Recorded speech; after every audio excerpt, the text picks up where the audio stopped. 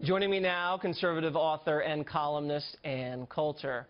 Ann, welcome to Water's World. It's glad to finally have you on the show. Good to be here. Let me ask you a question. You know, these Democratic mayors, they use these federal funds to buy votes, to, hand out pork and patronage. Are we naive to believe that, withholding a few $1 million is going to stop this out-of-control behavior? Because they'll just keep spending and spending and spending. You think more needs to be done? A lot more federal funds could be withheld. Congress may need to pass a law to allow other federal funds to be withheld. There are certain categories of them that the Attorney General is able to withhold. But, I mean, the IRS used tax policy to dictate the dating policies at Bob Jones University.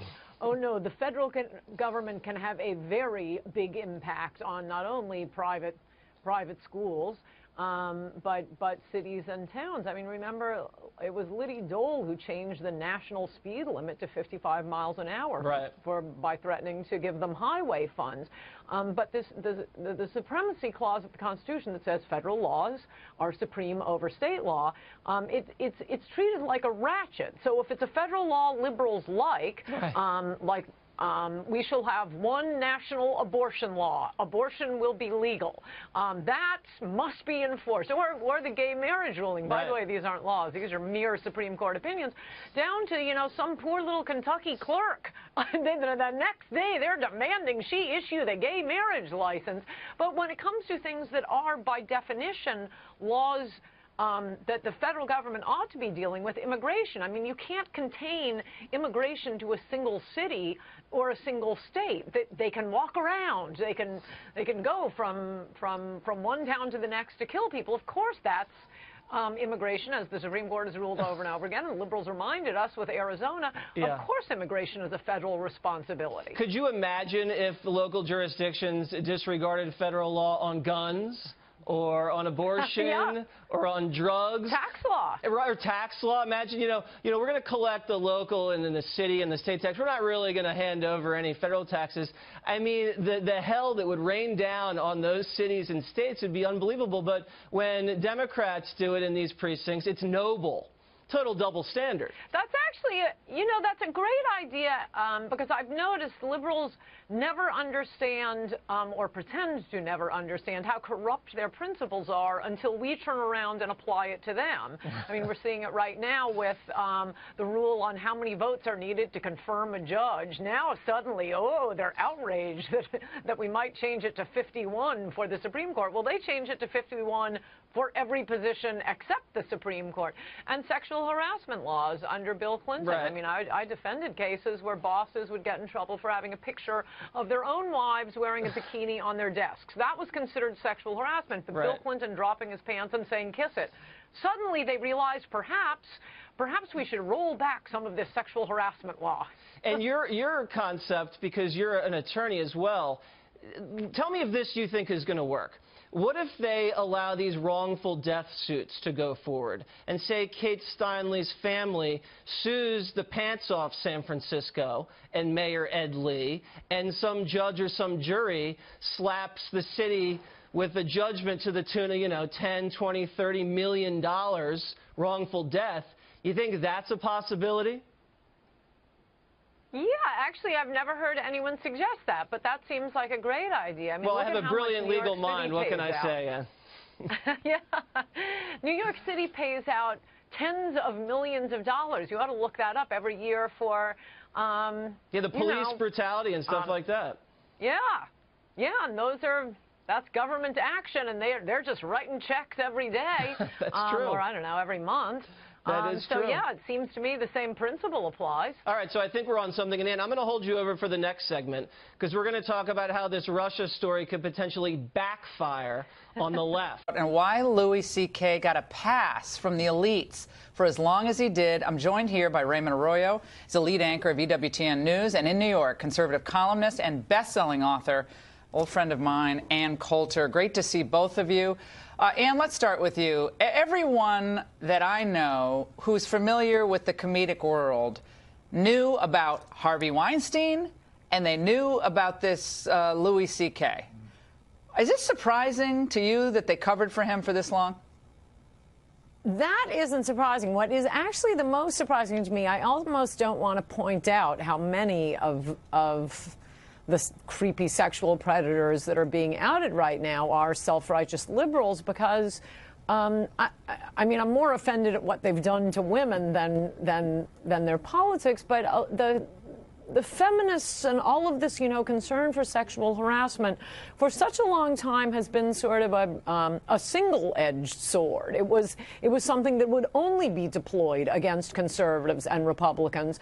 And so I got to say, I'm really heartened that it's the left going after the left here, and they actually do care about sexual harassment and sexual predation. I mean, this is a lot more than harassment. Rape has been alleged, obviously, in Harvey Weinstein's case. Oh, wow, what a surprise. They actually do care about rape and the dignity of women, because I got to say, for 20 years, there was very little evidence of that. It seemed to be deployed in a very political way, as, for example, against your boss, Clarence Thomas, which I didn't believe, and the country think of what they said about him and what's being alleged here. Raymond, I want to talk about the work of these artists, as they're called. The connection between what they produce in the entertainment community and the conduct they're accused of. Anyone who's seen, even casually, Louis C.K.'s act knows these things are routinely part of the act. Exposing yourself. You heard the bit about child molestation. Why that's funny in any way, I don't know. But this pernicious nastiness, it normalizes this behavior. And the more you hear it, the more people who have this disposition or are perverts hear this and go, oh, well, I'm not alone. This is really cruel. And in this case, we're hearing about these women who've come forward. He exposed himself to them. He did unspeakable things that I'm not going to get into now. But he only was a pervert and acted and had misdeeds with one or two of these women. But in his work, he was perverted to millions of people. Let's play this scene. That's the double sin in my world. Right. Let's play this scene, Ann and Raymond. This is a rape scene in his show that was on FX for years. Let's watch. What are you coming over? Look, no, it's okay. I just... Okay. Well, bye now. Pamela. No, bye-bye. Bye now. Pamela, I really, just want to... I'm really late for not being in here right now. We're going to play the whole thing. I watched this earlier, Ann. I'm blissfully unaware of the man's performances. Lucky you. And I never found him funny. I found him to be a slob. He's obviously a leftist. That's not his real sin. But what we just saw, and it goes on and on and on. Just watching it, it seems the word degenerate really needs to be brought back into the vernacular because it's just a pure degenerate. Pure. We're going to get into the Roy Moore issue as well because there's another allegation from a long time ago. But Ann, when you watch that, and you think of all the things that we see, whether on billboards, in music lyrics, the ho word, the N word. I mean, this is a depravity that crosses almost every cultural product and the entire landscape in different ways. But everyone's like, "Oh, isn't this funny? This is so edgy," as the correspondence chairman of the dinner said. Yes, I had not seen that scene. It's kind of surprising, and I think the New York Times pointed this out in their article today. It's kind of surprising that it's so on the nose. I mean, he does a lot of him masturbating in these shows. You'd think you'd stay away from that if that's what you're actually doing off camera. But I do find, I mean, between Harvey Weinstein and Louis C.K., this desire to force people to watch you masturbate pointlessly, I mean, other than the Republican Congress, I've never heard of this as being an attractive pursuit in life. Well, Raymond, there's another clip that we have to play from Barack Obama. And Jon Stewart also. But let's hear from Barack Obama what he thinks of this talent. I think Louis is terrific. Oh boy, he just made his life. No, he just made his life. Mean, he's wonderful in such a self-deprecating but but edgy kind of way. I mean, and basically good-hearted, even when he's saying stuff that's pretty, wrong. Okay, I had not seen that before until today. Raymond, that was after the retard comment about Sarah Palin. He apologized for some of that stuff, but then he said other horrible stuff about Palin. And after the show, with these outrageous scenes where he's inflicting himself upon a woman, talking about masturbation. But this is the left. They claim to be for women and children, but women and children are objectified. But why is this funny? And why is this funny in any way, shape, or form? And I want to get into the deal with Roy Moore, because this broke as well today. He's the Senate candidate. He's he bested Luther Strange in that Jeff Sessions seat runoff. He is a Christian conservative. He's a firebrand, former Supreme Court judge in Alabama. And now this allegation comes 38, 39 years ago that he had a sexual encounter with a 14-year-old girl. He claims this is a hit job. This is the Clinton machine or someone smearing him. What is your take on this at this point in this story? Well, I guess I'd like to hear his response more than just that it's fake news. I think we ought to give him 24 or 48 hours to respond and see where it goes. I mean, I'm sort of frustrated all around with that Alabama primary. What was the matter with Mo Brooks? That's who I liked. Yeah, me too. We both endorsed him. Yeah, he's been in the House all this time. He's fantastic on immigration, the one issue that matters. Why did it have to be between establishmentarian Luther Strange, who will open borders, or Roy Moore? So I'm frustrated from the beginning on that. As for, if you haven't read the Washington Post article, to the viewers, they will be talking about how there are all these women coming forward. No, there's one. There is one allegation of a woman. I mean, yes, he dated girls who were 17, 19 when he was 30. We might find that a little creepy today, but this was nearly 50 years ago. The one serious allegation is a woman, at the time, she was 14 years old, who claims, actual molestation. And who knows? I'd like to see what his response is. But you can't help thinking about the timing here, Laura. Yeah, I mean, he's been big news in Alabama. Out in the public eye for a long time, man. I mean, and Draymond, and running for Senate. All I would say is he has denied all these allegations so far. If any of them prove to be true, he's got to step aside, just like he's going to be on the ticket. Goodbye. But he has to step aside, but he can't. His name's on the ballot. Because his name's on the ballot, and so they're going to have to just write in someone, right? Or that's the reason the media loves this story is he's a hypocrite. Not. If this is true, he's a hypocrite. In the case of Louis C.K., forget he's just hypocrite, confirming he's a what they creep. expect. And what? I'd say forget hypocrite. He's a creep. And as he's a for predator, if it's the truth, he was a predator. If it it's was true, only one time. Right. If it's true, he's a predator. Who cares about the hypocrisy thing? But also, who cares about what the rules and laws are for when a Republican can replace him? No, I'm sorry. The Democrats replaced Robert Torricelli when he was running for Senate, not because they found out anything new about him. He was the same person he had always been, but because his poll numbers were down. It was past the time they could legally replace him. So no. I think they should, if this turns out to be true, they should replace him with Mo Brooks. Oh, well, Mo Brooks. That's a guy I endorse, and he didn't go anywhere after the runoff. And I appreciate it. Raymond, thank you so much. And still ahead, after 8 years of dismissal. Look who's here, former Trump National Diversity Coalition Vice Chair Brunel Donald Che. Good to see you, Brunel. God bless you, and God bless America, Miss Liz. Good to see you, too. So, Ms. Brunel, Joy Reid's view seems to be it's hard to figure out what is in the mind of the Obama crowd who voted for Trump. Is it that hard? No, it's not hard at all. What I'll tell you is that many Americans, we shouldn't even be talking about skin color at this point. I'm sick of that.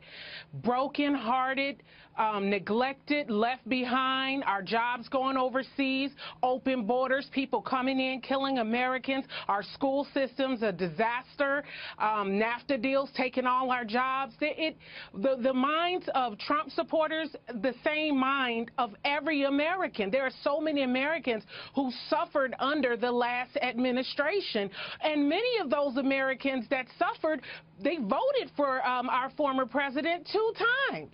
And so what it is people are tired of politicians. They're tired of being lied to. They're tired of broken promises. That's why Donald Trump, our president, is sitting in the seat, because he is an outsider. He's not a politician. We wanted to drain the swamp, and so we sent in the person who was able to do that, and that's Donald J. Trump, our president. You look at the exit polls, millennials, minorities, women, they voted for President Trump. And Joy Reid seems to be saying, well, Democrats cannot get the white working class voter anyway. Politicians can't reach out to both minority voters and white voters in America if they're in the Democrat Party at the same time. You know, the attitude is these interests, minority voters and white voters, are opposed to each other, that America is simply these different groups fighting to sit at the top of the heap with each other. Is that true? That's absolutely false and sad that we have race baiters, people who just sit around finding ways to divide us. The problems that's facing our nation has no color. We want jobs. We want economic opportunities. We want our closed borders. We want better schools. All of those, that has absolutely zero to do with your race. What it has to do is the failure of our government to cover and protect and take care of the American people. And so the politicians have worn the people out. And so, like I said, the outsider, Donald J. Trump, our president, is doing exactly what he said he would do. He's rolling back regulations that were killing jobs. He got us out of this Paris Accord. He is, making, I think they got the money now for the down payment for the border wall. These are all issues that face Americans. It has zero to do with our race. We've got to be selfish with our country. We've got to take our nation back, and that's what all the voters who went out to vote for Donald Trump decided. We said we're tired of illegal aliens getting a better shake than a military person. We're tired of people immigrating into high-skilled jobs while Americans are unemployed. There are so many topics. I can go on and on, but it had zero to do with race. What it had to do is Americans are tired of being neglected, and we wanted the person in office who was saying America first, and he is still saying America first. Vernell, if you could sit down with Democrats and talk to them, leaders of the Democrat Party, what would you say is going wrong with the Democrat Party? What I would tell the members of my party, which is the Democratic Party, is you've lost the soul of the people. You have sold out to Hollywood, sold out to elites, sold out to donors, while Americans are pawning their rings, pawning their items, can't buy food, can't buy gas, struggling, and you have to be concerned about those things. People are out here hurting. They're poor and they're hurting. And so the Democratic Party has got to tap back into the heartbeat of the people. And what that means is you have to address issues that matter. Economics, our open borders, NAFTA deals. You have to bring back, the spirit, God. That's another thing. The Democratic Party a few years ago, when God was mentioned, boo, boo, boo. Okay, you can't do that. I mean, you've got to get back to the principles that make our country strong. And God is at the heart of many of our laws. Vernell, so that's what I would tell them. I heard your voice cracking. It sounded like your heart was breaking just then. You're impassionate. It's not easy. You're passionate. We love you. God bless you. I got you. I got you first. So God bless you. God bless America, and God bless our president, Donald J. Trump. Come back on the show soon.